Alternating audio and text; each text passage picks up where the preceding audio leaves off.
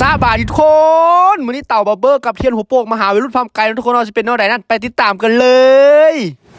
พอแต่มาฮอทุกคนเต่าบับเบิ้ลใช้เวลาเพียงแต่1 นาทีเท่านั้นเนาะดูครับเป็นมืออาชีพเพื่อคิดคอนเทนต์แล้วก็ถ่ายเนาะทุกคนเนาะโคตรเก่งแล้วอันนี้ก็ยอมรับนะทุกคนเนาะว่าลาวเก่งที่สุดในการเฮ็ดคอนเทนต์นี่อย่างเนาะทุกคนเนาะอันนี้ใช้เวลา1 นาทีรับตาปุ๊บแล้วก็ให้เทียนหัวโปกถ่ายแล้วก็ตัดออกมาเลยโป้คนเบิ่งเป็นแสนเป็นหมื่นเนาะทุกคนเนาะหลังจากอัดคลิปแล้วก็มานั่งกินเบียร์ชมวิวบรรยากาศอยู่ที่อ่างน้ำหุมเนาะทุกคนเนาะอยู่แถวบ้านวัยรุ่นพำไกนั่นเองทุกคนเนาะป้าวิวโคตรคักกินเบียร์ไปนำแล้วก็ตัดคลิปไปนำเด้อพอกินไปสักพักก็เริ่มมืดค่ำเข้ามาทุกคนเนาะแต่ว่ากำลังเมากำลังมวนอยู่เนาะก็เลยไปต่ออยู่ห้านทุกคนหลังจากนี้ก็คือมีแต่เมากับมวนอย่างเดียวทุกคนไปเบิ่งน้ำกันเลยทุกค